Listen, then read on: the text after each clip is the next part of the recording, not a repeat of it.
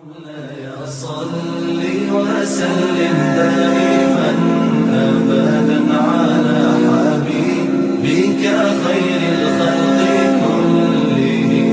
مولاي صل وسلم دائما أبدا على حبيبك خير الخلق كلهم.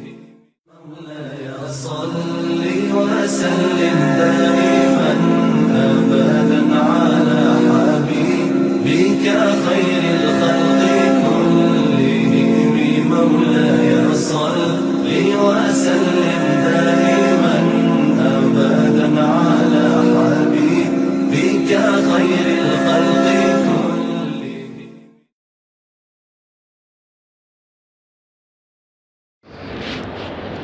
السلام عليكم ورحمة الله وبركاته.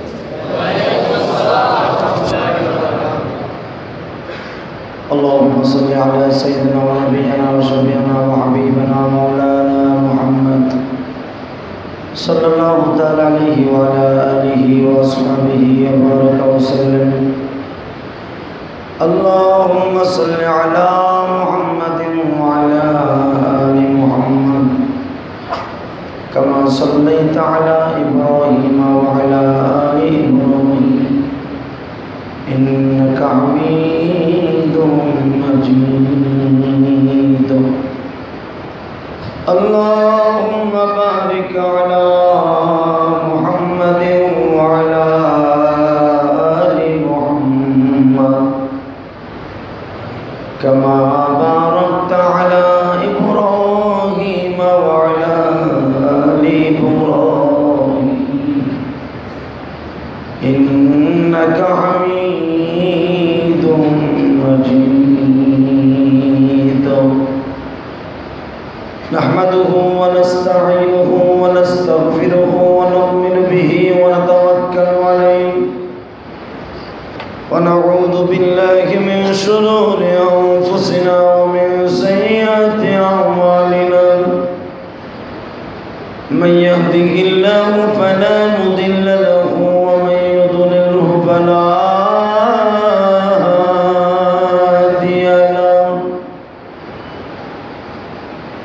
الذي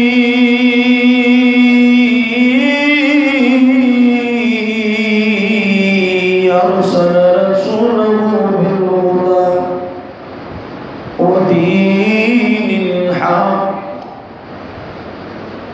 ودين الحق ليظهره على الدين كله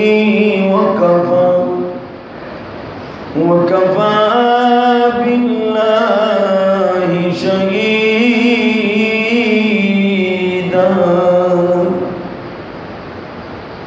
أما بعد فقد قال الله تبارك وتعالى: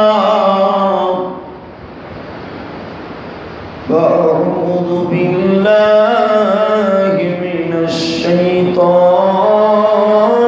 الرجيم.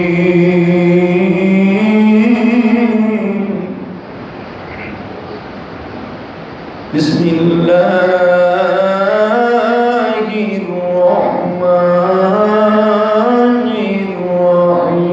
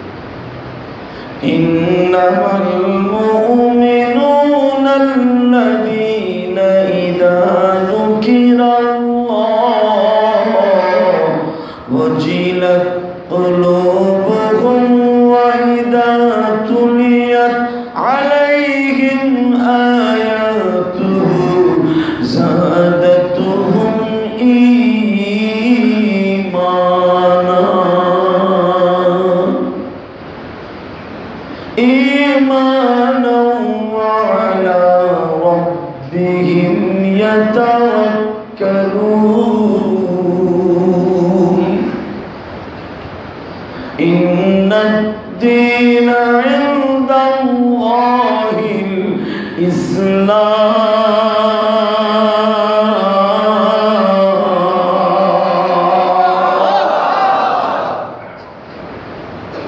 قال الله تبارك وتعالى في شأن حبيب إن الله وملائكته يصلون على النبي يا أيها الذين آمنوا صلوا عليه وسلموا تسليما. لا إله إلا الله لا إله إلا الله لا إله إلا الله لا إله إلا الله لا إله إلا الله لا إله إلا الله لا إله إلا الله لا إله إلا الله لا إله إلا الله محمد رسول الله صلى الله عليه وسلم. الله الله الله الله الله الله غير غير الله الله الله الله الله الله الله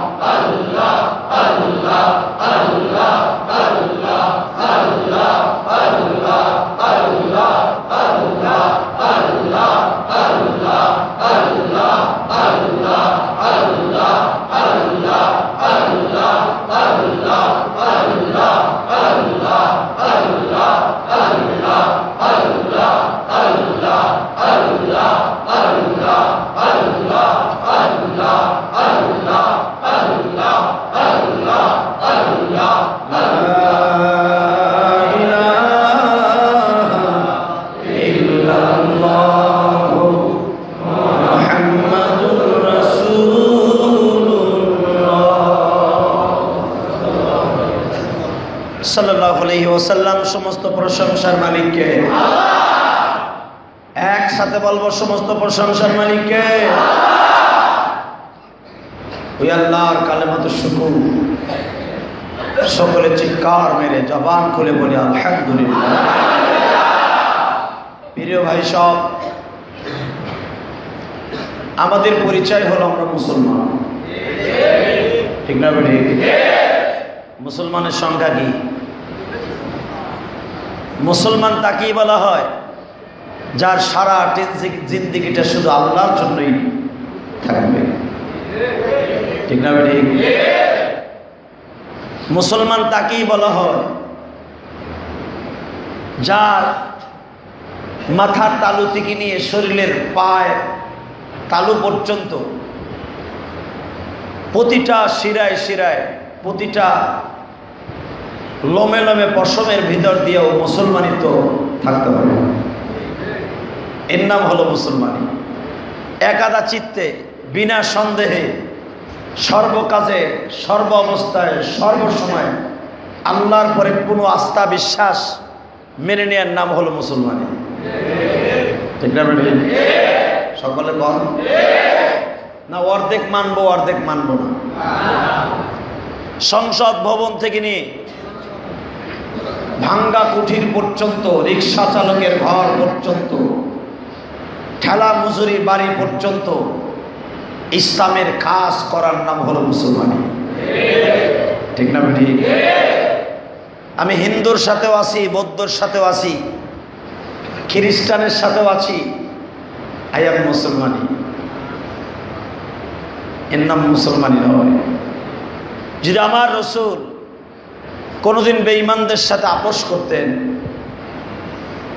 পৃথিবীর সুপ্রিম পাওয়ার পৃথিবীর শ্রেষ্ঠ হিরো থাকতেন নবী মুহাম্মদ রাসূলুল্লাহ। বরঞ্চ আমার নবীর জিন্দেগিতে একটা সেকেন্ডের জন্য ইহুদি নাসারাদেরকে তার বুকের মধ্যে টেনে নেয় নাই। ঠিক না ঠিক? কারণ আল্লাহ নিজে কোরআনে বলেছে, নবী এরা আমার দুশমন, আপনার দুশমন, ইসলামের দুশমন, কোরআনের দুশমন। এ কথাটা কি আমার? কার? জোরে কর। অনেকে মনে মনে ভাবেন এটা কিন্তু ভানোয়াট। অনেকে নিজের মন গড়া শরিয়ত বানায় নিয়ে বলছেন আল্লাহ রসুল ইহুদি নাসারা সবার সাথে লিয়াজু করছে। নাউজুবিল্লাহ বলেন। হুজুর যদি লিয়াজুই করতেন উহুদের মাঠে তার দান্দান মোবারক শহীদ করতেন না। যদি তাদের সাথে লিয়াজু করেই চলতেন আল্লাহ রসুল কোনদিন আল্লাহ পাকের ওই সূরা নাযিল করতেন না, কুল ইয়া আইয়ুহাল কাফিরুনা লা আ'বুদু মা তা'বুদুন। হে কাফের সম্প্রদায়, আমি তোমাদের ওই খোদার ইবাদত করি না যেই খোদার ইবাদত আমি করি। সুবহানাল্লাহ। তোমরা যেই খোদার ইবাদত করো আমি সেই খোদার ইবাদত করি না। আমি যেই খোদার ইবাদত করি তোমরা সেই খোদার ইবাদত করো না। বরঞ্চ আমার ইসলাম কিনে আমাকে থাকতে দাও। তোমরা যে ইসলাম নিয়ে তোমাদের ধর্ম নিয়ে যে থাকো, লাকুম দীনুকুম ওয়ালিয়া দীন, তোমাদের দিন যে তোমাদের কাছে প্রিয় আমি জানি। তোমরা আমার ধর্মের ভিতরে কখনো আসবা না, আর তোমরা আসবা না বিদায় আমি যে তোমাদের দলে চলে যাবে এটা কখনো হতে পারে না। ঠিক না? তোমরা আমার ধর্মে আসবা না আমাকে আল্লাহ বলে দিয়েছে, কিন্তু আমি তোমাদের ধর্মে জীবনও যাব না। লাকুম দীনুকুম ওয়ালিয়া দীনের অর্থ অনেকে বলে কি জানেন? কয় তোমাকে ধর্ম নিয়ে তোমরা থাও, আমার ধর্ম নিয়ে আমি থাই। যদি তোমাকে ধর্ম নিয়ে তুমি তাও, আমার ধর্ম নিয়ে আমি তাই, যদি আল্লাহ এই কথা বলে থাকে তখন এটাও তো বৈধ ধর্ম। ঠিক না বেটি? জোরে কর। আল্লাহ লাকুম দীনুকুম ওয়ালিয়া দীনের অর্থ তোমরা যেই ধর্মকে বিশ্বাস করো আমি ওই ধর্মকে বিশ্বাস করি না। বরঞ্চ তোমার ধর্ম তোমার কাছে দামি হতে পারে, আমি তোমার ধর্মকে কোনোদিন গ্রহণ করব না। তোমরা আমার ধর্মে আসবে না আমি জানি, আমি নবী জানি।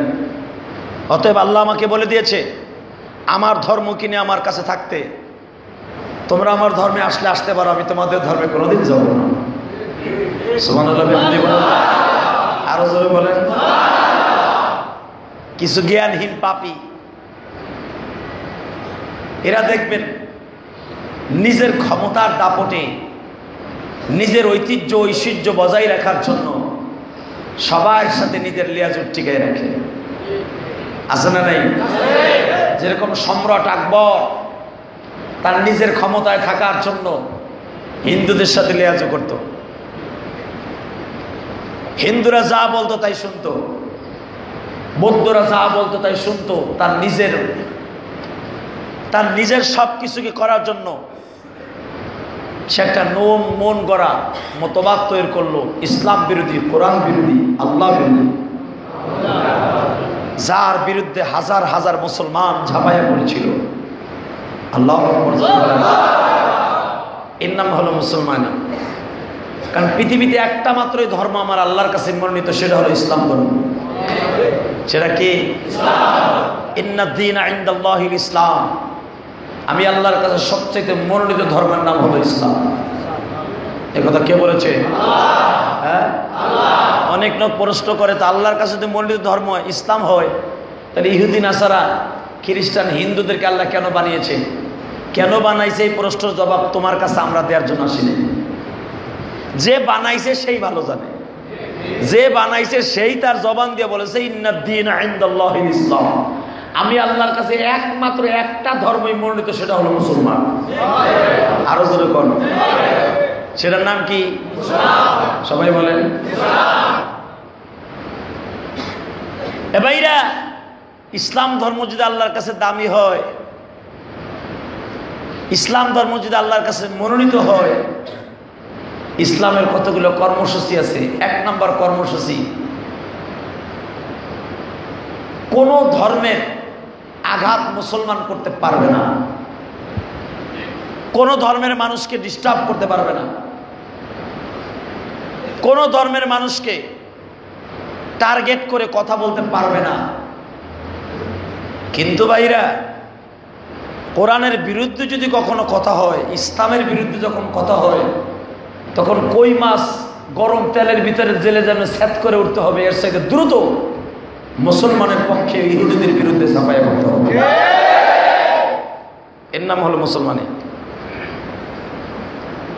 আমার এই বাংলাদেশ 95% মুসলমান, ঠিক না? ঠিক যেরকম কত পার্সেন্ট? নয়, 90%ই ধরলাম। যেই দেশে 90% মুসলমান থাকে, ওই দেশে রাষ্ট্রীয় ধর্ম মুসলমানই থাকবে। এটাকে যদি কেউ পাল্টায় ফেলতে চায়, মনে করতে হবে তার মুসলমানিত্ব কম আছে। আর এটা যদি কেউ পাল্টাইয়া অন্য কিছু বানাইতে চায়, আপনি অপেক্ষা করেন, অতি শীঘ্র আল্লাহর গজবের অপেক্ষায় থাকেন, ঠিক না? ঠিক জোরে কন, আরো জোরে।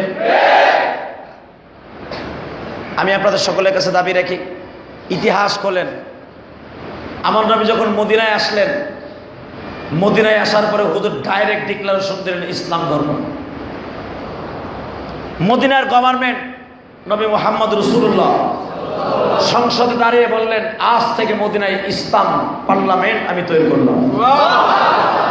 যদি কোনো ইহুদির বাচ্চা আমার এই দেশে থাকতে হয়, কর দিয়ে থাকতে হবে। স্পষ্ট হাদিস। আমার এই দেশে থাকতে হলে কর দিয়ে থাকতে হবে। মদিনায় হুজুর পার্লামেন্ট তৈরি করলেন। মদিনার সমস্ত মুসলমানরা ঝাঁপায়া পড়ল ইসলামকে মদিনার ভিতরে, মদিনার ভূখণ্ডে প্রতিষ্ঠিত করার জন্য। ইহুদিদের কেল্লায় কেল্লায়, ইহুদিদের ঘাটিতে ঘাটিতে তাদের মন্দিরের সামনে কালেমার পতাকা লাগাই দিলেন। তাদের কালেমার ভিতর লেখা ছিল লা ইলাহা ইল্লাল্লাহ মুহাম্মাদুর রাসূলুল্লাহ। আলাকে তাদের মন্দিরের সামনে লেখা থাকতো তাদের প্রতিমার নাম। রাসূল বলে দিলেন, আমার এই দেশে মদিনায় যদি করে বসবাস করতে হয়, কর দিয়া, ট্যাক্স দিয়ে থাকতে হবে। এর বিরোধিতা করছিল আওস আর মদিনার কিছু বংশের ইহুদির বাচ্চারা, যারা এখনো পর্যন্ত ব্রিটেনের জমিনে আছে, এই ইহুদির বংশভূত। এই সাদা চামড়ার শয়তানগুলি তদনীন্তনকালে হুজুরকে মাইনে নিতে চায় নাই, যে আমরা যদি থাকবো, আমাকে নিজের বাপদাদার দেশ মোহাম্মদ মক্কার থেকে এসে মদিনায় ইসলামী গভর্নমেন্ট তৈরি করে এখন আমরা তার কাছে ট্যাক্স দিয়ে থাকবো, এটা হতে পারে না। এটা তারা মেনে নিল না। যার প্রতিফলন আপনারা জানা আছে, একটা বিশাল বড় যুদ্ধের পটভূমি তৈরি হয়েছিল, যেই যুদ্ধে আমার নবী স্বয়ং যুদ্ধে তরবারি ধরেছিলেন। আরো জোরে কর, ভালো করে বোঝার চেষ্টা করে। মুসলমান তাকেই বলা হয় মাথার তালু থেকে নিয়ে পার তালু পর্যন্ত সর্ব জায়গায় মুসলমানিত্ব থাকবে, ঠিক না?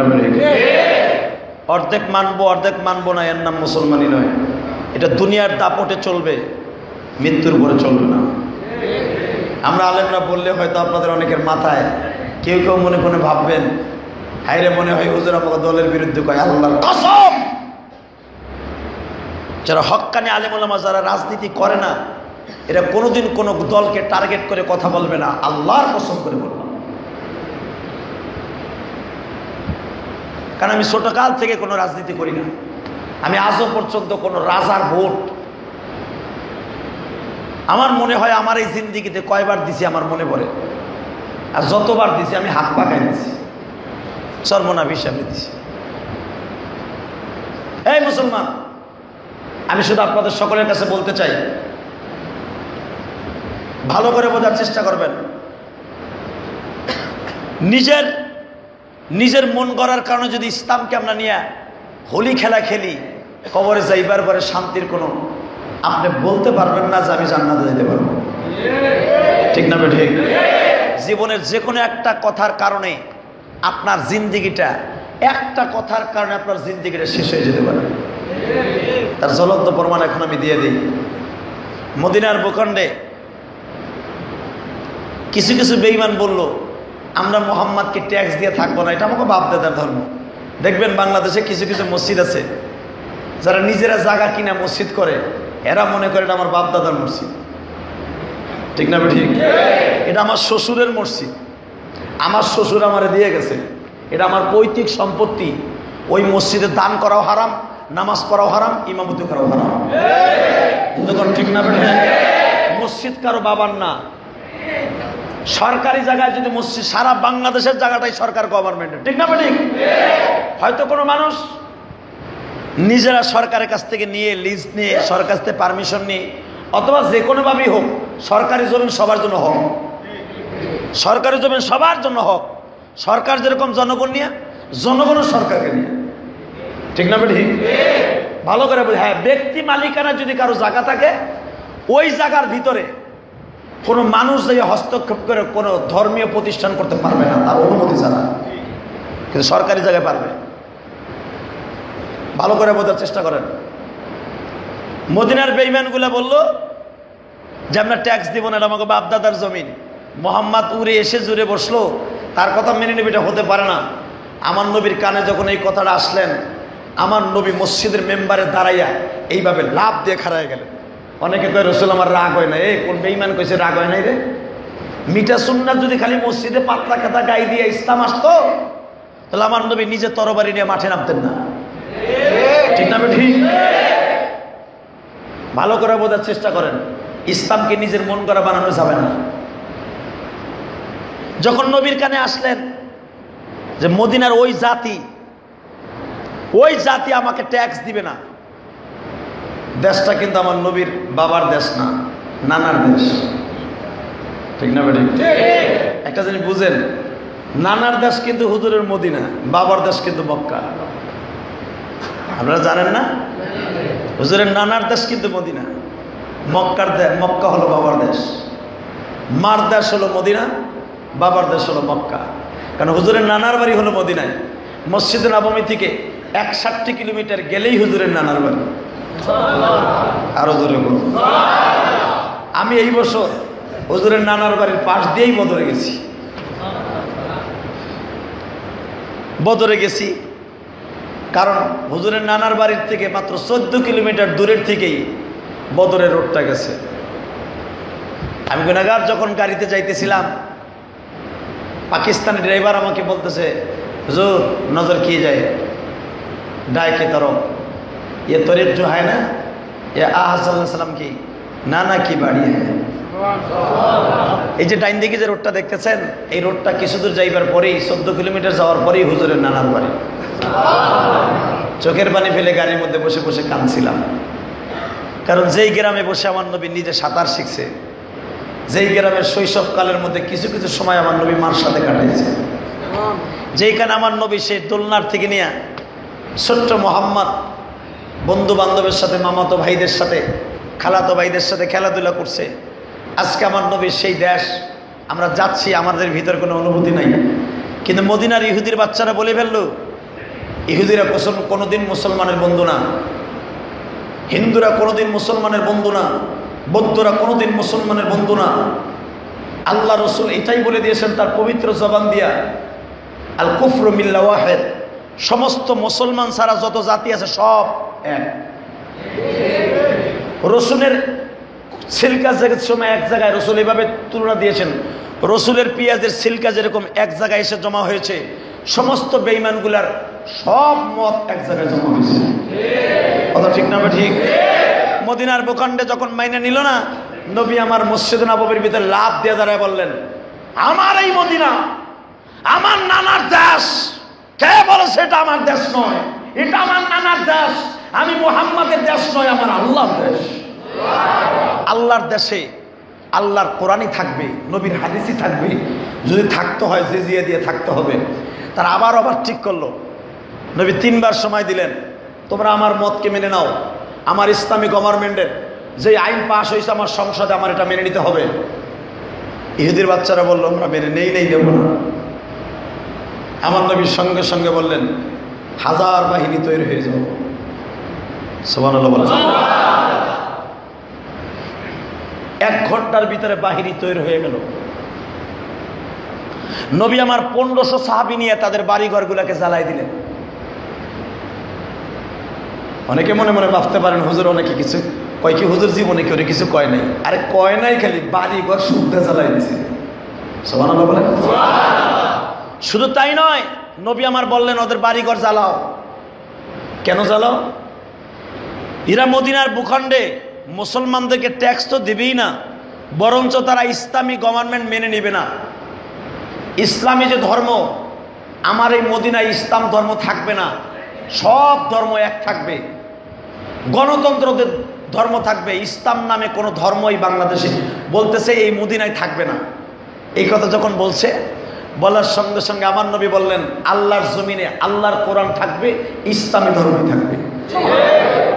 এটা কি আমার কথা? জোরে কন, আরো জোরে বোঝার চেষ্টা করেন। আমার নবী যখন দেখলেন এরা তারপরও মেনে নেয় না, এরপরে হুজুর এদের বাড়িঘর জ্বালাইলেন। শুধু তাই নয়, এদের মহিলাদের গায়ে হাত দেওয়া হলো না, পুরুষদেরকে ধরে ধরে অনেকের হাত পাও রসুল কেটে দিতে বললেন।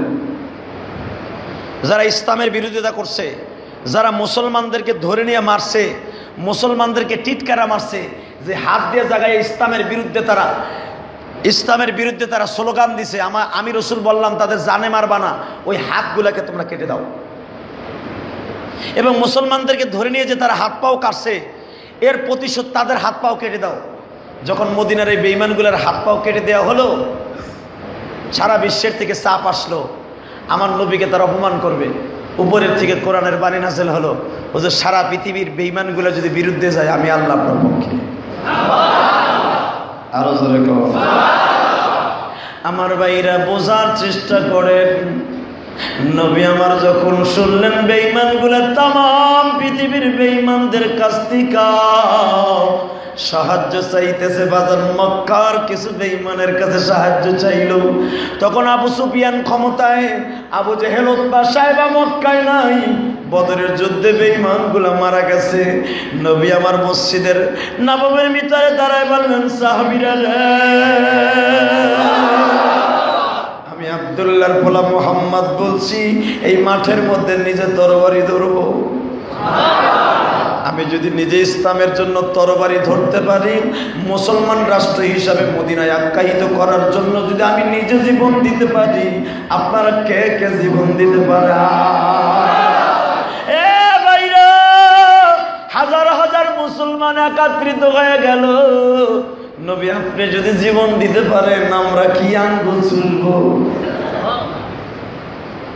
নবীজি আপনি যদি কোরআনের জন্য জীবন দিতে পারেন, মদিনা ইসলামী রাষ্ট্র হিসাবে আখ্যায়িত করার জন্য জীবন দিতে পারেন, আমি একত্রিত হয়ে বললাম, মদিনার একজন কোটিপতি শিল্পপতি লাভ দিয়ে দাঁড়ায় বলে, নবী গো, ইহুদিদের হাত পাও গুলা কেটে দিছি, যদি এরপরেও লজ্জা না হয়, শুনছি তারা মক্কার কিছু বড় লোকের ভাওয়া হইয়া শক্তি সঞ্চয় করেছে, মুসলমানের বিরুদ্ধে তারা তরবারি ধরবে। নবী এবার এমন শিক্ষা দিব, জীবনের তরে ওদেরকে দুনিয়ার থেকে খতম করে দিব। নবী আমার হাজার হাজার বাহিনী নিয়ে খায়বার নামক স্থানে উপস্থিত হলেন। এটাই হলো খায়বারের যুদ্ধ, আমার নবীর সবচাইতে মরণপূর্ণ যুদ্ধ। যেই যুদ্ধটা এত কঠিন ছিল বাজার, নবীর জীবনে এত কষ্টের যুদ্ধ কোনোটাই ছিল না। এত কঠিন যুদ্ধ, মুসলমান তখন শক্তির দিক দিয়ে, মুসলমান তখন সর্বশক্তির দিক দিয়ে, মুসলমান তখন হায়ার স্ট্যান্ডার্ড, অর্থাৎ 100% তাদের শক্তি হাতে রয়েছে। নবী আমার ডিক্লারেশন দিলেন, তোমরা কোনো মহিলার গায়ে হাত দিবে না। তা আর যারা বলবে আমরা মুসলমান হিসাবে ইসলামী রাষ্ট্র মেনে নিছি, তাদের কিছু বলবা না। ওই সমস্ত পুরুষদেরকে কিছু বলবা না যারা দুর্বল, যাদের গায়ে শক্তি নাই। ওই সমস্ত বাচ্চাদেরকে তোমরা হাত দিবা না যারা এখনো বালেগ হয়নি। সুবহানাল্লাহ বলেন না? এই কথাগুলো কি আমার? একটা কথাও রং নয়, সম্পূর্ণ কথাগুলো হাদিসের। অবিশ্বাস করলে ঈমান চলে যাবে। এ ভাইরা, হঠাৎ করে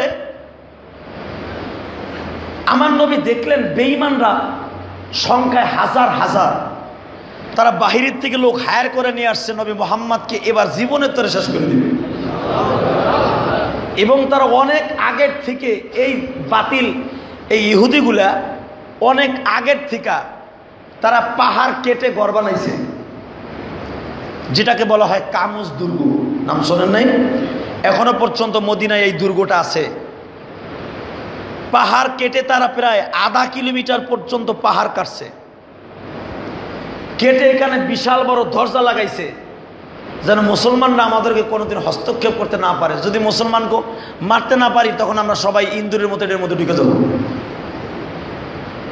তারা গোপনে গোপনে এইভাবে পাহাড় কেটে বিশাল বড় কামুজ দুর্গের দুর্গ বানাইছে, যে যুদ্ধে যখন লাগবে না পারলে এটার ভিতরে ঢুকবো। ভাইরা, এটা আমার নবী কিছুই জানে না, কোনো কিছুই জানে না। হঠাৎ করে রসুল মনে মনে ভাবলেন ঘটনা কি, ওরা যুদ্ধের মাঠে নামে সত্য, কিন্তু সকালবেলা দেখি ইন্দুরের বাচ্চার মতো সব রাস্তায়, একটু পরে দেখি একটাও দেখি না। ঘটনা কি, কই যায় কিনা, এগুলো কি গায়েব হয়ে যায় কিনা? নবী তালাশ করে পায় না। হঠাৎ করে হুজুরের সাংবাদিক যারা গোয়েন্দা বিভাগ, বাংলাদেশেও কিন্তু গোয়েন্দা আছে না নাই? জোরে কর। বাংলাদেশের প্রতিটা মসজিদে মসজিদে এখন গোয়েন্দা আছে। আমি গোয়েন্দা ভাইদেরকে স্পষ্ট ভাষায় বলতে চাই, আমরা মুসলমান, ঠিক না বেঠিক? জোরে কর, আরো জোরে। 90% মুসলমানের দেশে মাথার তালু থেকে নিয়ে পায়ের তালু পর্যন্ত যদি মুসলমানিত্ব থাকে তাহলে আমি দাবি করব মুসলমান। আর যদি না থাকে আমি মনে করব বাইন বাইন ওই মদিনার ইহুদিদের মতো, মদিনার মুনাফিকদের মতো। রসুলের দলে আসলে বলতো আমি মুসলমান, হুজুরগো সামনে মসজিদে আসলে মুসলমান, আবার যখন দেখা যায় ইহুদি নাসারাদের সাথে মিলে কয় আমরা তোমারই দলের লোক, তোমাগো ধর্ম আমাগো ধর্ম একই ধর্ম, বানাইছে তো আল্লাহ একই মানুষ, ঠিক না বেঠি? হ্যাঁ, এরকম একটা গল্প আমি জীবনে শুনছিলাম। এক টেবিলে বসে হিন্দু মুসলমান চাকরি করে পাশাপাশি, তো হঠাৎ করে একজনের সোনালি বিড়ি ধরাইছে, আষাঢ় মাস তো সোনালি বিড়ি ধরেছে। তো যিনি মুসলমান ওনার পকেটে বিড়ি নাই, শীত লাগতেছে, কয় দোষ দেহ তো একটা টান দিয়ে দেই। হিন্দু কয় মিয়া তোমাকে হুজুররা ওয়াজ করে আমাকে সাথে সম্পর্ক রাখতে না করে, তাহলে তুমি আমার মুখের বিড়ি খাইবা, তোমার খারাপ লাগবে না? দূরবে না, একই মানুষ, আমরা সবাই ভাই ভাই, দেহ একটা টান দিয়ে দিই। নজরুল্লাহ কর, আরো জোরে কর।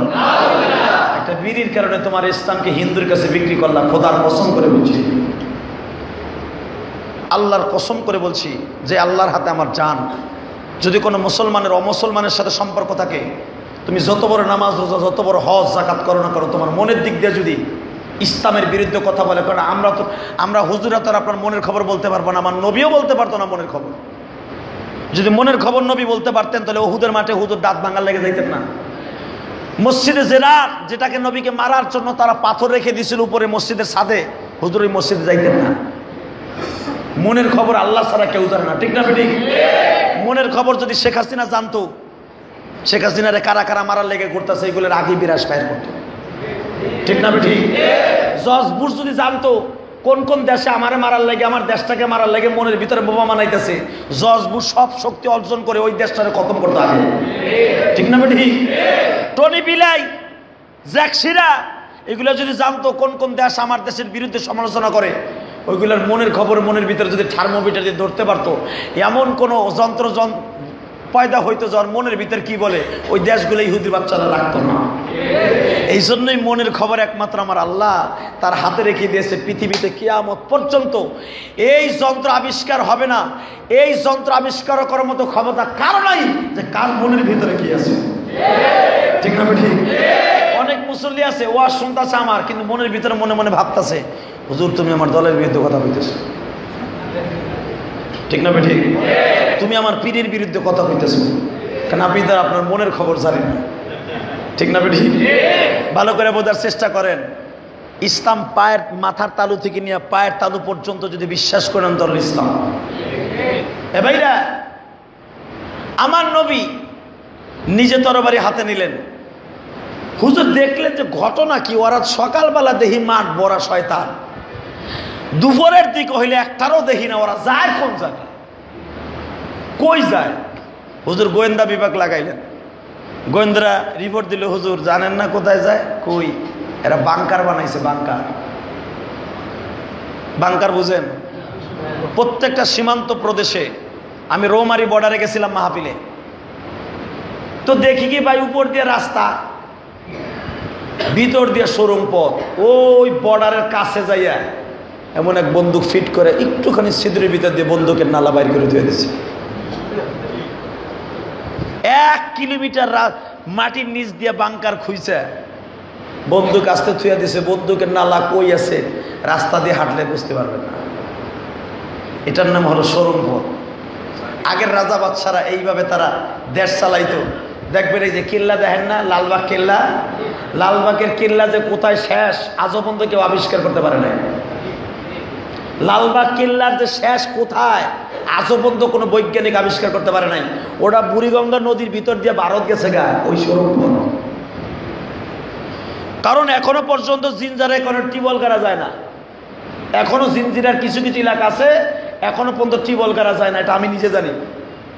জিঞ্জিরা, কেরানীগঞ্জ কিছু কিছু এলাকা আছে এখনো টিউবওয়েল কাটতে গেলে ওই যে ঠিকই যায় 50 ফুট 100 ফুট যায়, যে ঠন ঠন করে। এতে বোঝা যায় লালবাগ কেল্লার সীমারেখা ওইখান দিয়ে ভারত পর্যন্ত চলে গেছে। কে করছে এটার আবিষ্কার? সে মোগল সম্রাট থেকে নিয়ে এই লাল কেল্লার মোড়, যেটাকে বলেন এই কেল্লা কেল্লা কেল্লা, আজ পর্যন্ত কেল্লার আবিষ্কার কেউ করতে পারে না যে এটা শেষ সীমারেখা কোথায়। ভাইরা আমার দিকে তাকান, আমি দিনাজপুর গিয়েছিলাম। দিনাজপুর 5টা সাগর আছে, রামসাগর, হিমসাগর, নীল সাগর, এরকম 5টা 7টা সাগর আছে। সাগরের নিচে বিশাল বড় মন্দির আছে, অন্তত 200 ফুট পানির নিচে মন্দিরটা। যাইয়ে দেখে আসেন, এগুলো তো বানানো না, কোরআন হাদিস না। আপনি যাবেন আর টিকিট কেটে দেখেইবেন। এগুলো দেখতে হলে টিকিট কাটতে ঢুকতে হয়। দিনাজপুর বেশি দূর তো না, দিনাজপুর। এবং এই মন্দিরের ভিতর দিয়ে একটা সুড়ঙ্গ পথ আছে, যেটা ভারত শহরে যাইয়া উঠছে, নদীর ভিতর দিয়ে করছে। কি মনে করলেন আপনি? ভাইরা আমার দিকে তাকান, খালি ভাইবেন না আমরা শুধু ওয়াজ করি, সারা বাংলাদেশ ঘুরে ঘুরে দেখি যে আমার আল্লাহর কুদরত কেমন ভাবে আল্লাহর বান্দারা বানায় রেখে দিয়েছে। ঠিক এই জামানার মানুষ যদি পারে, আজ থেকে 1400 বছর আগের মানুষ কেন পারবে না? তারা কেল্লা বানাইলো, দেখা যাইতেছে হুজুরের কাছে সংবাদ দিল, হুজুর কোন রকম ভাবে সম্ভব না। ওরা কি করছে জানেন? কি করছে? ওরা কেল্লা বানাইছে, ওরা দিন ভরে এখানে থাকে, যখনই দেখে মুসলমানরা মরি হয়ে উঠছে তখন ওরা কেল্লার ভিতর ঢুকে যায়, দরজা লাগাই দেয়। আপনি তো ঠিক পান না, উপর দিয়ে আবার এমন কায়দা করছে মনে করবেন আপনি পাথর, কিন্তু ভিতর দিয়ে বিশাল বড় সুড়ঙ্গ। ভাইজান এখন দিলটাকে নরম করে মদিনার দিকে, খায়বারের দিকে লাগান। আমার নবী ডিক্লারেশন দিলেন, সাহাবীরা রে, আমি নবী ভালো করে তোমাদের কাছে জানতে চাই, ওই কিল্লার কপাটকে ভাঙার মতো শক্তি তোমাদের আছে না নাই? একজন সাহাবী লাফ দিয়া দাঁড়ায় বলে, ইয়া রাসূলুল্লাহ, আল্লাহর কসম করে বলছি, আল্লাহ এবং আল্লাহর রসুল যদি আমাদের পরে মেহেরবানি করে, যদি আল্লাহর মেহেরবানি আমাদের পরে থাকে, রসুল যদি দোয়া করে, ওই কামুজ দুর্গের কপাট কেন তামাম পৃথিবীও মুসলমান হাতের মুঠোরে দখল করতে পারে। কথা ঠিক না বেঠে? জোরে কোন? পারে কি পারে না? মুসলমানকে বাজান এমন একটা অস্ত্র আমার আল্লাহ মুসলমানের হাতে দিয়েছে, পৃথিবীর কোন ধর্মের এই অস্ত্র আল্লাহ দেয় নাই। বাইরে এই জন্যই তো আল্লাহ কোরআনে বলছে, ইন্নাদ-দীন ইনদাল্লাহিল ইসলাম, আমি আল্লাহর সবচেয়ে দামি ধর্ম চয়েস করে ধর্ম ইসলাম ঘোষণা দিলাম। সারা পৃথিবীতে শুধু একটা ধর্ম কিয়ামতের আগে থাকবে, সেটার নাম হলো মুসলমান। সারা পৃথিবীতে কোনোদিনই একটা ধর্ম ওহিদি থাকবে না, সারা পৃথিবীর মুসলমানদের একটা মাত্র ধর্ম থাকবে। একদিন সারা পৃথিবীতে শুধু একটাই নাম থাকবে, মুসলমান। কোন ধর্ম সারা পৃথিবীতে একটা ধর্ম থাকবে না। একটা ধর্ম হিসাব দিয়ে কিয়ামতের আগে ইমাম মেহেদী ঈসা আলাইহিস সালাম যখন দুনিয়ায় আসবে, তখন পৃথিবীতে শুধু একটাই ধর্ম থাকবে, তার নাম ইসলাম। কোন ইহুদির বাচ্চা দুনিয়ায় থাকবে না, কোন অন্য ধর্মের মানুষ থাকবে না, শুধু একমাত্র থাকবে বাজার মুসলমান। কিয়ামত পর্যন্ত কোন ধর্ম একত্রিতভাবে বলতে পারবে না আমাদের সারা পৃথিবী দখলে। শুধু একদিন মুসলমান সারা পৃথিবী দখল করবে, এটার নাম থাকবে ব্যানারে মুসলমান। ঠিক না বেঠে? জোরে কান। ঈসা আলাইহিস সালাম দুনিয়া আসলে কোনো ধর্ম থাকবে না, শুধু একমাত্র মুসলমান থাকবে, ইসলাম থাকবে। ভাইয়া বোঝার চেষ্টা করেন। আমার নবী যখন বললেন আমি বিশ্বাস করি মুসলমান কাগজদুর্গে কেন সারা পৃথিবী দখল করতে পারে, জান দেওয়ার জন্য, ইসলামকে টিকাই রাখার জন্য জীবন দিতে পারে। আমি সকালবেলা দেখতে চাই এমন একজনের নাম আমি ঘোষণা করব, যিনি হবেন আগামীকালকার এই যুদ্ধের সেনাপ্রধান। হযরত আবু বকর বলে, ইয়া রাসূলুল্লাহ, সেনাপ্রধান তো আপনি। আমার নবী বলে, আমি হলো যুদ্ধের আমির সাহেব। এতদিন আমি সেনাপ্রধান ছিলাম, 19 দিন পর্যন্ত যুদ্ধের পটভূমি আমি তৈরি করতে পারি নাই। আমি নবী নিজে মাঠে নামবো না, মাঠে নামবা তোমরা। কিন্তু আমি আগামীকালকে এমন একজন সেনাপতিকে তোমাদের সামনে নিযুক্ত করতে চাই, যে সমস্ত যুদ্ধের ময়দানটা একাই কাঁপিয়ে ফেলবে। আরো জোরে কোন, আরো জোরে কোন। হযরত ওমর বাজান সারাদিন না খায়া রয়েছে, সারাদিন রোজা রয়েছে। আগামীকালকে আমার নবী আমারে ঘোষণা দিবে, আমি আগামীকালকার সেনা প্রধান হিসাবে মাঠে নামবো। হযরত ওমর রাত্রে সেহরি খাইছে, রোজা রাইখা বদরের মাঠের মতো যুদ্ধে নামবে। হযরত আবু বকর মনে মনে ভাবেন, আমার তো বয়স কম হয় নাই, আমি আবু বকরের বয়স নবীর চাইতে মাত্র 2 বছরের ছোট, প্রায় 60-এর কাছাকাছি আমি আবু বকরের বয়স। এই মুহূর্তে আমার জীবনে শুধু একটা যুদ্ধের সেনাপ্রধান হব, সেই যুদ্ধটা হলো খায়বারের যুদ্ধ। আবু বকর নিজে রেডি হয়ে বসে আছে, ওসমান গনি বসে আছে, তালহা বিন জুবায়ের বসে আছে, আব্দুর রহমান বিন আওফ বসে আছে, তালহা ইবনে আব্দুল্লাহ বসে আছে, মদিনার বিলাল বসে আছে। আমার জীবনে আমি বিলাল শুধু মুয়াজ্জিনই করলাম, কোন যুদ্ধের আমি কোনোদিন নেতৃত্ব দিতে পারলাম না। আমি নবীর কাছ থেকে চাইয়া নেব আগামীকালকার সেনাপতিত্ব। সবাই মনের মধ্যে স্বপ্ন আঁকতাছে, নবী আমার নাম ঘোষণা করবে। ভাইজান রে, এখন দিলটা নরম দেখতে চাই। নবী আমার ফজরের নামাজ পড়লেন, সাহাবীদের জিজ্ঞেস করলেন, আপনারা ফজরের জামাতে এই মাঠে বসে উপস্থিত হয়েছেন, কারো কার গায়ের মধ্যে যুদ্ধের পোশাক লাগানো দেখা যায়, তরবারি হাতের মধ্যে দেখা যায়, কারণ কি আপনারা কি করতে চান? হযরত ওমর দাঁড়ায় বলে, হুজুর গতকালকে আপনি বলছেন এই যুদ্ধের একদম সেনাপতি বানাবেন, হুজুর আমার নাম বলে দিলে আমি রাজি আছি। নবী আমার বলে, আমি আপনার নাম কমু না তো? আবু বকর বলে, হুজুর তাহলে আমার নাম করো। নবী বলে, আপনার নামও কমু না। যারা ক্ষমতা চাইয়ে লয় এখন আমার কমু না। সুবহানাল্লাহ। সাহাবীরা যারা আগের থেকে প্রস্তুত ছিল, এরা কেউ কেউ টাইনা টাইনা নিজের জামা খুলতেছে, দূর ওই জামা পরে কোনোদিন কামাইব না। নবী একে জামা পরা দেহে আমাকে দিব না, বুঝছি, আমাকে আগ্রহ বেশি, ক্ষমতা আমরা নিজেরা চাইতেছি, হুজুর আমাকে দিব না। বাইরামান নবী কিছু সময় পরে দম ধরে বসে আছে, চোখটা বন্ধ করে বসে আছে। হঠাৎ করে আমার নবী ঘোষণা দিলেন, আমি সবাইরে দেখি আমার আনিকো, সবাইরে দেখি আমার আলী কই। তালহা ইবনে জুবায়ের দাঁড়ায় কয়, তালহা ইবনে জুবায়ের এত ক্ষমতাশালী ছিল, আল্লাহ তার গায়ে এত শক্তি দিয়েছিল যে একসাথে 10টা বেঈমান রে একসাথে কয়েক মিনিটের ভিতরে ধরস্যাই করার মতো ক্ষমতা তালহা ইবনে জুবায়ের ছিল। শুধু তাই নয়, এই তালহা ইবনে জুবায়ের হাতে একটা তরবারি থাকলে 100 বেঈমানের সাথে একাই বুঝতে পারত। আরো জোরে বল। তালহা ইবনে জুবায়েরের বৈশিষ্ট্য আরো বুখারীতে আসছে। তালহা ইবনে জুবায়ের যদি মাঠে থাকতো, আমার নবী মনে করতেন একটা সাইট আমি তারে দিয়ে দিলাম, একাই আলহামদুলিল্লাহ যথেষ্ট। এত যুদ্ধের কলিটিশন জানতেন, এত যুদ্ধের কায়দা কানুন জানতেন এই তালহা ইবনে জুবায়ের। সে মনে মনে ভাবলেন, যুদ্ধের পোশাক পরে সেনাপ্রধান নেওয়া যাবে না, আমি এটি খুলে লই আগে। তাই না, আগেই খুলে লাইছি।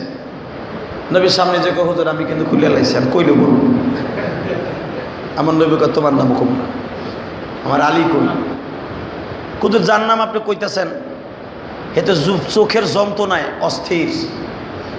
গতকালকে কেমনে জানো পাহাড়ের ধুলাবালু উড়িয়া আলীর চোখের মধ্যে ঢুকে গেছে, আলীর চোখ ফুইলা রসগোল্লার মতো হয়ে গেছে।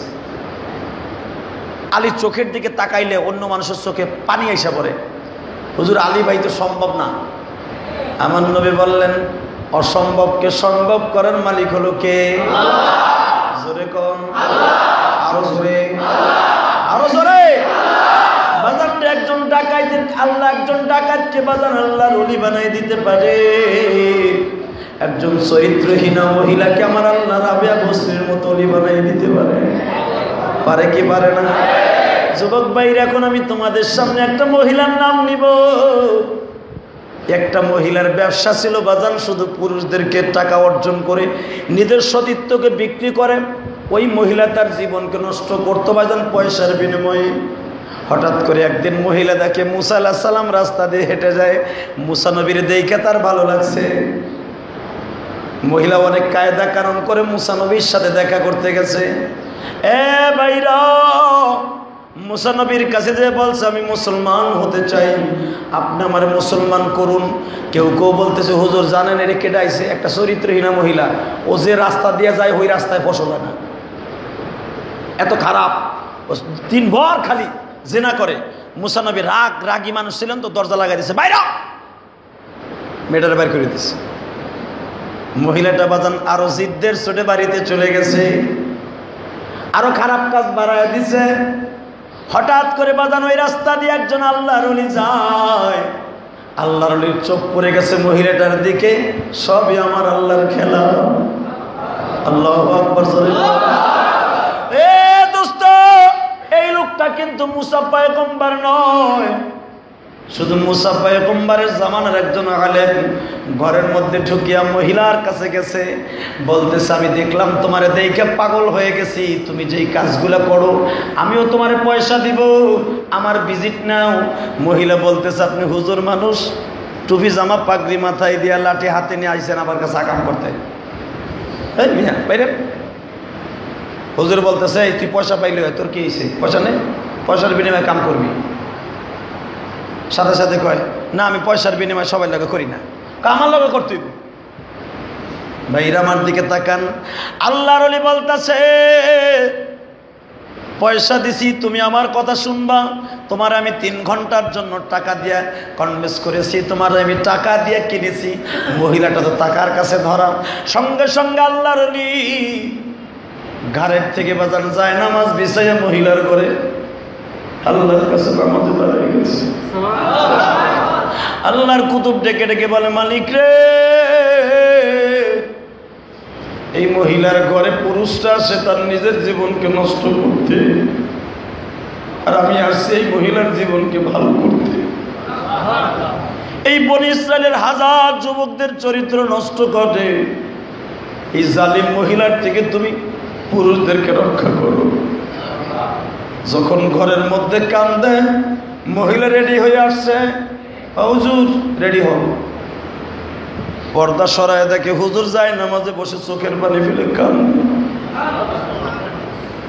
মহিলা থমকে দাঁড়ায় গেছে। আমি আসলাম আমার হুজুরের সাথে তার পয়সার বিনিময়ে, তার নিজের মনোরঞ্জনের জন্য। সেটা আমার রুমের মধ্যে বসে কান্দে। মহিলা পর্দার আড়ালে দাঁড়াইয়া অর্ধুলঙ্গ অবস্থায় শুনতেছে, এ জমিনের মালিক রে,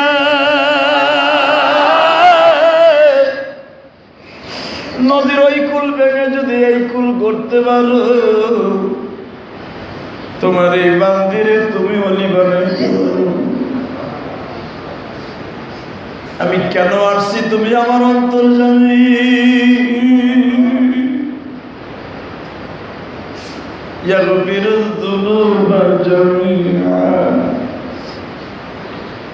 জীবনে যত গুনাহ করছি মাওলা রে, যদি কোনোদিন তওবা করে থাকি, ওই তওবার ওসিলা দিয়ে তুমি এই মহিলারে ভালো করে দাও। বাহিরে যারা কাস্টমার দাঁড়িয়ে আছে তারা বলে হুজুর মানুষ অলিগিরি দেখায়, সেদিন মহিলার ঘরে ঢুকছে, হুজুর বাইরানের সাথে ওর হাড্ডি কুড্ডি ছুটায় ফেলবো। হুজুর আমাকে উপর দিয়ে দেখায় বুজুর্গ ভিতরে গেছে একটা খারাপ চরিত্রহীন মহিলার ঘরে। সবাই বাজান লাঠি ঠান্ডা নিয়ে দাঁড়িয়ে আছে, হুজুর বেরোইলেই হাতের নলি ছুটায় ফেলবে। কিন্তু আল্লাহর পাগল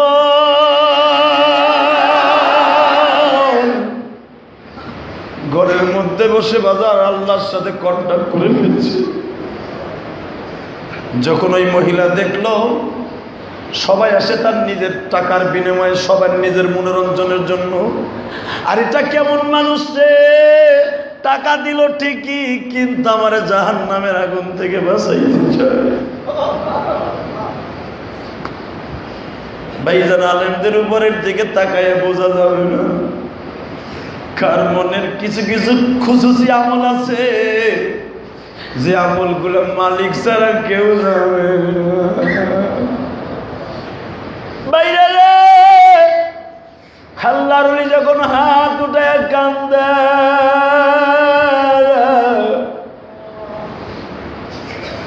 মহিলা যে ড্রেস পরে তার চরিত্র বিলীন করে দিত, ওই ড্রেসটা খুলিয়া বাবা ভালো পর্দার সহিত কাপড় পরছে। যুবক ভাইরে, কখন কার জিন্দেগি ঘুরিয়ে যায় আল্লাহ ছাড়া কেউ জানে। মহিলা ভিতরে যাইয়া বাজান নিজে বোরকা পরছে, বোরকা পরিয়ে হুজুরের সামনে দাঁড়ায় বলে আল্লাহর ওলি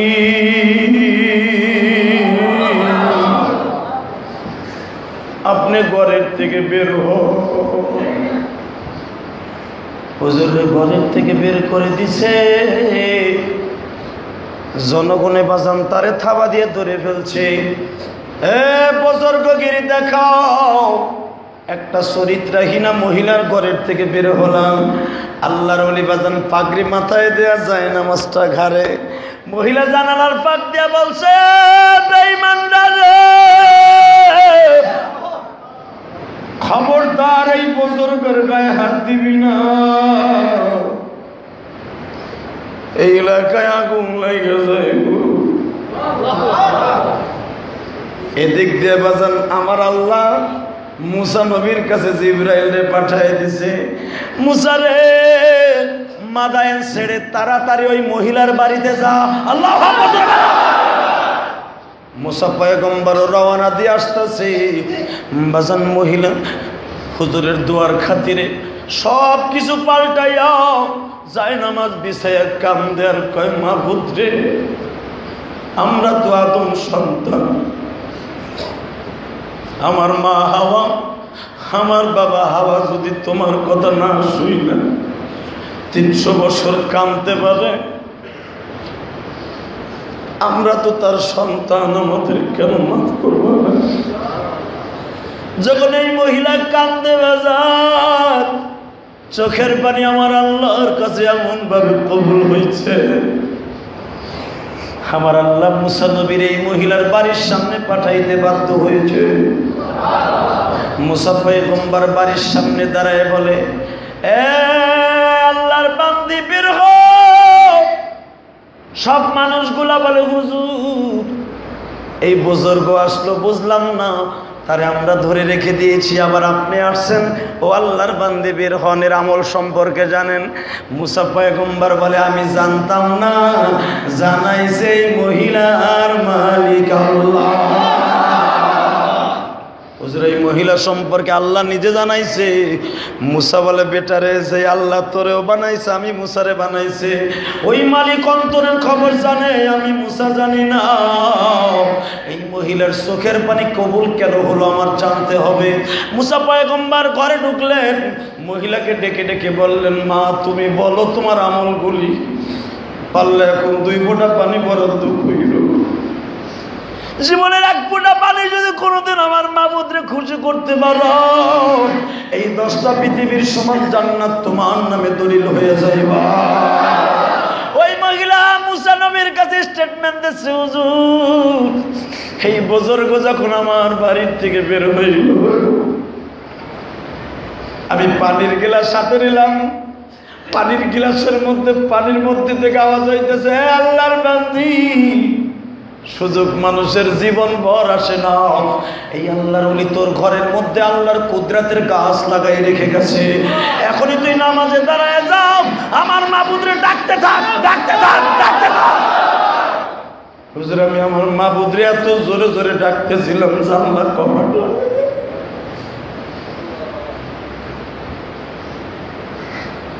আমি শুধু আল্লাহরে বলতেছিলাম, তুমি আমারে কবুল করছো কিনা আমি কেমনে জানবো? হয়তো বা হুজুর আপনারে জানাবার জন্য আমার আল্লাহ পাঠিয়ে দিয়েছে। মুসা পয়গম্বর বলেছে, এই বুজুর্গের কারণে তোমার জিন্দেগি এত সুন্দর হয়েছে, আমি তোমাদের দুইজনকে বিবাহ করাই দিতে চাই। ভাইজান রে, বনী ইসরাইলের খবর দেখেন, তাফসীরের মধ্যে আসছে, এই আল্লাহর বান্দার বান্দির ঔরাসী এত বড় বড় ওলির জন্ম ওই দেশে হয়েছে, আমি আপনাদের বুঝাইয়া শেষ করতে পারবো না। তখন সবকিছুর মালিককে আমার নবী বললেন, সাহাবীরা, আমার আল্লাহ অসম্ভবকে সম্ভব করে দেখাইতে পারে। পারে কি পারে না? জোরে বলেন, পারে কি পারে না? চরিত্রহীনা মহিলার যদি বনী ইসরাইলের ওলি বানাইতে পারে, আমার আলীর চোখের মধ্যে দরদ হইছে, ওই চক্ষু ভালো করে দিয়ে আমার মওলা তার যুদ্ধের সেনাপতি বানাইতে পারে। আরে জোরে কোন মিয়া, হযরত আলীকে দুইজনে কাঁধে ভর দিয়ে নিয়ে আসা হলো। আমার নবী আলীর চোখ দেখে নিজেও কাঁদতেছে। আলী, তোর এই অবস্থা কে? হুজুর, আমি আপনি কষ্ট পাবেন বিধান আমি বলি নাই, গতকালকে কই থেকে ওইটা ভালো আসলো হুজুর, আমি খুব অসুস্থ। নবী আমার বলে, আলী রে বউ, নবী আমার এই শাহাদাত আঙ্গুলটা গালের মধ্যে দিয়ে বাজান দুইটা ডলা দিলেন। আমার নবীর চোখের এই পাপড়িটাকে বাজান এইভাবে চেপে ধরলেন, আমার দিকে তাকান। এটা তো আমি মোল্লার হাত না, এটা দুনিয়ার কোন বদরউদ্দিন সদরউদ্দিনের হাত না, এমন একটা হাত দিয়ে আমার নবী স্পর্শ করলেন। বাজান রে, যেই হাতটা দিয়া জান্নাতের প্রথম চাবি দিয়া জান্নাত খুলবে, যেই হাতের অ্যাকশন ছাড়া, যেই হাতের বরকতে হাত ছাড়া আমার আল্লাহ জান্নাতের দরজা খুলবে না, এই জান্নাতে হাত দিয়ে নবী আলী পাপড়িটা কিভাবে চেপে ধরলেন। একটু পরে আমার নবী ছেড়ে দিয়ে বলে, আলী চাও। মাত্র 1 মিনিট পরে আলী তাকায় দেখে তার চোখের মধ্যে কোনো লাল অংশ না। আমার নবী বললেন, আলী রে, আমি আব্দুল্লাহর পোলা মুহাম্মদ বলছি, এই মদিনা ইসলামী রাষ্ট্র ঘোষণা করছি। ইসলামী রাষ্ট্র বলে এরা রাখতে দিতে চায় না, রক্তের বিনিময়ে এখন যুদ্ধের পোশাক পরবি। আমি নবী তোরে বলে দিলাম, তোর সামনে যদি কামুজ দুর্গ নয়, সারা পৃথিবীর সবচেয়ে শক্তিশালী পাহাড়ও থাকে, আমি নবী তোরে বললাম পিছনের দিকে তাকাবি না, পাহাড় পর্যন্ত ধাক্কাই নিয়ে যাবি, আল্লাহর সাহায্য তোর সঙ্গে থাকবে।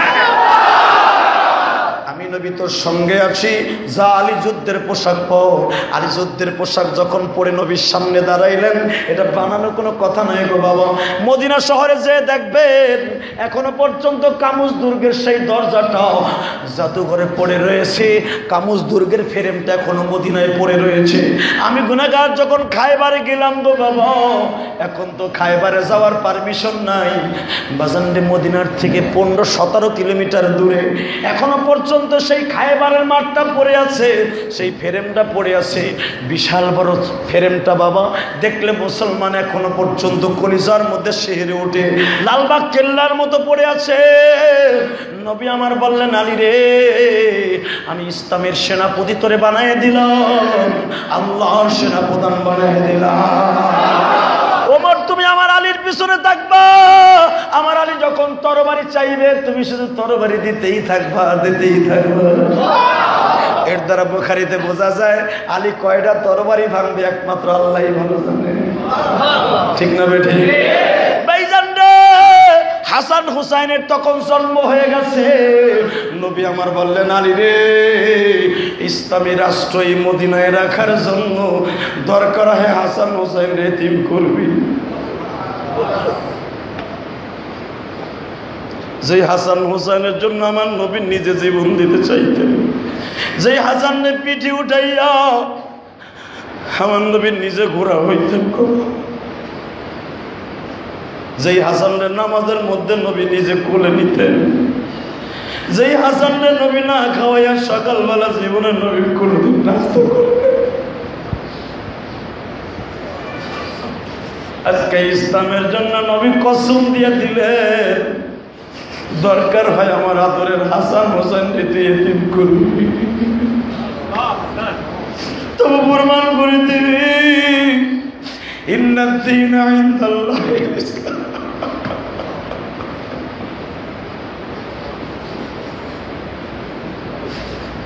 আমার মাহবুদের সব চাইতে দামি হলো ইসলাম। খালি যুদ্ধের তরবারি ধরে কি বলে আপনারা তো সবাই জানেন, বুখারীর হাদিস।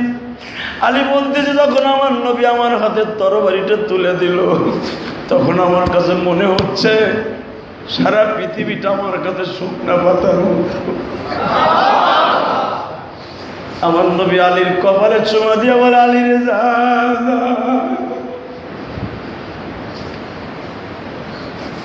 পিছনের দিকে তাকাবি না আলী, সামনের দিকে যাবি গো আলী। মিরপুরের যুবক বাইরা, জীবন একদিন চলে যাবে, জীবন একদিন চলে যাবে, খাসা সারিয়া শূন্য খাসা পড়ে রবে, ভুইলা যাইও না, শূন্য খাসা পড়ে রবে, ভুইলা যাইও না। সন্তান কাঁদবে বাবা বলে, মা কাঁদবে সন্তান বলে, সবাইকে তুমি পর করিবা, আপন হবে সে। কে কে কে কে? সবাইকে তুমি পর করিবা, আপন হবে সে। বলেন না কে কে? আমি সে বলার সাথে চিৎকার মেরে আল্লাহ বলবা, সবাইকে তুমি পর করিবা, আপন হবে সে। ঘড়ি ঘড়ি সবই রবে এই জমিনে পড়িয়া, তুমি শুধু খালি হাতে রইবা পড়িয়া। ঠিক না বেটে? সবাইকে তুমি পর করিবা, আপন হবে সে। নবী যখন বললেন আল্লাহকে আপন বানাইয়া যাও, যুদ্ধের মাঠে বাজান খায়বারের মাঠে আলী তরবারি চালাইতেছে, সাইরাত পায় আলী মারতাছে। হযরত ওমর আশ্চর্য হয়ে গেলেন, এই কোন কলিটিতে আমি যুদ্ধ মোরকে দেখব না, দেখি নাই। হাত দিয়ে আমারে, পাও দিয়ে আমারে, মাথা দিয়ে আমারে সাইরাত পায় মারতে পারে আজ পর্যন্ত কোনো মানুষ আমি দেখি না। আল্লাহু আকবার। আমি ওমর আশ্চর্য হয়ে গেলাম, আমি তো মক্কার মধ্যে সবচেয়ে বড় বীর যোদ্ধা ছিলাম, আমার জীবনে সাইরাত পায়ে কোনোদিন মানুষ মারতে পারি নাই। আলী কি দিয়া মারে, কেমনে মারে? একবার তরবারি পার মধ্যে দেয়, আর একবার বাম পায়ে দেয়, আর একবার দুই রানের মধ্যে তরবারি দিয়ে আলী লাভ শুরু করে। এমন ভাবে আলী কাটতেছে, বাজান কাটতে কাটতে কাটতে কচু গাছ সামনে কাটে, আলী সেইভাবে সাইরাত পায়ে মারতেছে। বেঈমান গুলারে ধরাশায়ী করে দিয়া এমন জোরে আলী দৌড় মারছে, পিছনে হযরত ওমর হাঁপায়া গেছে। ওমর চিন্তা করতেছে এত তরবারি আলী কেমনে ভাঙে। আল্লাহু আকবার। লাস্ট ফিনিশিং এ বাজান ওমর নিজে বলেন, আমি লাস্ট ফিনিশিং এ নবীর হাতের দেয়া তরবারি আলীর সামনে তুলে দিলাম। আলী তরবারিটা লাফ দিয়ে ধরিয়াও চার হাত পায়ে লাফ দিলেন। আলী চার হাত পর্যন্ত আমি আলীকে উপরে উঠতে দেখছি। আলী কাবুস দুর্গের দরজার সামনে যা বলেন, এ জমিনের মালিক রে, আমার নবী বলছেন পিছনের দিকে তাকানো যাবে না। আমি পিছনের দিকে তাকাই নাই। আমার হাসান হুসাইনকে নবী এতিম বানাইতে বলছে, এতিম বানানোর জন্য আমি রেডি আছি। তবু ইসলামী রাষ্ট্র মদিনার মধ্যে থাকবে। আল্লাহু আকবার। ভাইজান রে, হযরতে আলী কামুজ দুর্গের সামনে যে এমন জোরে একটা টান মারলেন, এক একটা দরজার ওয়েট কত ছিল জানেন? এক একটা পাল্লার ওজন ছিল 40 মণ। পিতল দিয়া বানানো বাজান, সেই তুর্কের থেকে বানানো পিতলের সেই তরবারি, সেই দরজাগুলো এখন তো মদিনা গভর্নমেন্ট রেখে দিয়েছে জাদুঘরে। আলী হাত দিয়ে বাজান ডাইন হাত দিয়ে একটা কপাটকে দূরে নিক্ষেপ করে দিলেন, আর একটা কপাটকে নিয়ে এইভাবে আলী ঘুরাইতেছে। বাবা হযরত ওমর পিছনে দাঁড়ায় দাঁড়ায় কান্দে, আলী তুই করস কি, আলী করস কি? আলীর কোনো ভুরক্ষেপ নাই, শুধু আমার নবী বলছে আলী রে দরকার হয় হাসান হুসাইন রে এতিম বানাবি। আলীর মনের ভিতরে শুধু একটাই আওয়াজ, আমার নবী নিজে বলছে যে হাসান হুসাইনের জন্য নবীর জীবন দিতে রাজি, তাদেরকে এতিম বানাইতে বলছে। মদিনার মধ্যে শুধু ইসলাম প্রতিষ্ঠা করার জন্য আমি মুসলমান হিসাবে দাবি করি। আমার চুলের মধ্যে ইহুদির ঘেরান আসে, আমার পোশাকের মধ্যে ইহুদির ঘেরান আসে, আমার দাড়ির মধ্যে ইহুদির ঘেরান আসে, আমার নামাজের মধ্যে ইহুদির ঘেরান আসে। এই নামাজ আর মুসলমানের দাম আমার আল্লাহর কাছে চাই রানার নাই গো বাবা। কথা ঠিক না ঠিক? আমি মুসলমান দাবি করি, আমার দলের সাথে যখন বিড়ি সব আমি ইহুদির কাছে। এরা আমার দিকে তাকান, আমি মাত্র 5 মিনিটের ভিতরে পুরা কামুজ দুর্গকে দখল করে ফেলি। ওই 40 মণ ওজনের তরবারিটা, 40 মণ ওজনের কপাট লইয়া আলী কামুজ দুর্গ করতে বেরোইছে। যখন বেঈমানগুলা দেখছে এত বড় দরজা লইয়া ঢুকে গেছে, তার সামনে কোন মারপুত আছে দাঁড়াবে? আলী দরজার সামনে দাঁড়িয়ে এইভাবে শুকনা পাতার মতো দরজাটারে চাইলে মারলেন। একটা কলসের চারার মতো অনেক দূরে যে দরজাটা পড়ে গেল, জমিনের মধ্যে ঘেরে গেছে। হযরত ওমর বলে, আলী ও আলী, তুই কি মানুষ না ফেরেশতা? আল্লাহু আকবার। নবী রানা হলো, আলী রে কেমন যুদ্ধ করলি? ওমর কান্দে আর কয়, হুজুর আমি কি বলবো, সাহাবীদের কাছে জিজ্ঞান। আমার নবী কে, আলী কেমন করছিলি দেখা তো। আলী বাজানের দরজার কাছে যাইয়া দরজাটারে টান দিয়ে তুলতে চাই। বিশাল বড় লম্বা হাদিস বাজান খাইবারে, নিজেরা পড়ে নেবেন, দেখবেন ইমান তাজা হয়ে যাবে। আলী বাজানের 2 হাত দিয়ে টান মারতে চায়, দরজা তো দূরের কথা, ধুলাও সরাইতে পারে না। নবী আমার মাত্র শাহাদাত আঙ্গুল দিয়ে দরজার করা ধরে এইভাবে জাগাইলেন। বাজান ওই দরজাকে পরবর্তীতে 1 জন 2 জন নয়, 40 জন সাহাবী পর্যন্ত টেনে ওই মাটির থেকে তুলতে চাইছে, পারে নাই। ওমরের মতো এত বড় বীর যোদ্ধা, সেও পারে নাই। নবী আমার 1 আঙ্গুল দিয়ে ঘুরাইছে আর তরবারি দিয়ে দোয়া করছে। আলী রে, আমি যখন বলছিলাম দরকার আমার হাসান হুসাইন রে তুই নিজে এতিম বানাবি, তখন জিবরাইল আমার পিছনে দাঁড়ায় বলে, নবী গো, আপনি যখন এই কসম করে ফেলছেন কিয়ামত পর্যন্ত এই মদিনায় ইসলাম থাকবে, আমাদের বাংলাদেশও ইসলাম থাকবে, ইসলামী রাষ্ট্র থাকবে। ঠিক না ঠিক? যেটা মনে চায় সেটা করবো, কিন্তু ইসলামের বিরুদ্ধে কথা বললে সঙ্গে সঙ্গে প্রতিবাদ করবো। রাজি আছি না নাই? আল্লাহ কবুল করুক। সরকার আমিন। আমার পায়ের তালু থেকে নিয়ে পায়ের তালু পর্যন্ত মুসলমানিত্ব থাকবে। এর নাম আমার মুসলমানি। আল্লাহ আমাদের এইভাবে মুসলমান হয়ে যাওয়ার তৌফিক দান করুন। এ ভাইরা, যদি মুসলমানিত্ব বজায় রাখতে যে, আজকে তো কান্নাকাটি বহুত হয়েছে, যদি কই আলহামদুলিল্লাহ আমার মসজিদের কাম কমপ্লিট হয়ে গেছে, মারহাবা বল। বাড়িতে ভালো দেখা যায় না? হ্যাঁ, এখন আমার ওযুখানায় এখনো পর্যন্ত 100 বস্তা সিমেন্ট লাগবে। ওযুখানার টুটি কাটি কাম, আমি ভাবছিলাম সিমেন্ট লাগবে 100 বস্তা, সিমেন্ট এই পর্যন্ত 240 বস্তা গেছে। টাকা দিচ্ছেন আপনারা কয়টা? আমি আপনাদের দুই হাতে হাত জোর করে বলছি, যদি মুসলমানিত্ব ভিতরে থাকে, আল্লাহর ঘরে মহব্বত থাকে, সময় মাত্র 30 সেকেন্ড, আমি আপনাকে দুটো হাত ধরছি, জীবনে বহুত দান করছেন, আর এইভাবে করতে চান না, বহুত কাম করাই ফেলছি। আল্লাহর বান্দা মহিন গিলাসের মালিক দিছে, ওনার সুবাদেই টাইমসগুলো আমাদের এই যে আল্লাহর বান্দা দিয়ে দিছে। আমি আপনাদের কাছে যদি সিমেন্টের বালু চাইছিলাম, আর টাকা তো অনেক লক্ষ লক্ষ টাকা লাগতেছে, আপনার কাজ করে পকেটে হাত দেবো ভাই। আজকে আমি 2 হাত জোর করে চাইছি, সকলের পকেটে হাত দাও, 500 1000 টাকা, মার নামে বাবার নামে যা তৌফিকে যা কুলে একটু হাত দাও, এই পকেটে হাত দাও ভাই, আজকে আসাম না, এই হাত দাও, এইভাবে আসাম না ভাই, একটু বলো না, এই পকেটে হাত দাও, 500 1000 টাকা কে দিবা? এক বস্তা সিমেন্টের দাম বহুত টাকা লাগবে ভাই, আমার বহুত টাকা লাগবে ওই সিমেন্টের লেগে। ভাইরা একটু পকেটে হাত দাও, মেহরবানি করে পকেটে হাত দাও, আজকে যেই দিবা আমি খুশি হয়ে যাবো। আলীর সাথে তোমার জান্নাত নসিব হইবে, আল্লাহ যদি কবুল করে। আল্লাহ যেই বান্দার টাইম দিয়েছে সে 1000 টাকা দিয়েছে, ভাই একটু যাও না, টাকা যদি পকেটে হাত দাও না ভাই, 500 1000 টাকা চাইছে, বেশি না, এক বস্তা সিমেন্টের দাম অন্তত 100 টাকা, তুমি 200 টাকা বাইর করো, বাড়ির বাইরে 2-3 দিন দাঁড়াই টাকা কত ভাই, ওই যে আল্লাহ বান্দার টাকা হাতে নিয়ে বসে আছে বাইরে, প্রতিদিন টাকা আল্লাহ কবুল করবে না, তাড়াতাড়ি 500 1000 টাকা পকেটে হাত দাও, আল্লাহ কবুল করুক, জানানো বরকত দান করো, আল্লাহ সকলের মা বাবাকে মাফ করো, অন্তত যা তৌফিকে যা কুলায় 500 1000 টাকা ভাই, মেহরবানি করে বাড়িতে যারা আছেন, বাইরে যারা আছেন, মেহরবানি করে আজকে একটু দিয়ে দেন ভাই, যেই টাকাটা তুলবেন সেই সব পাইবেন।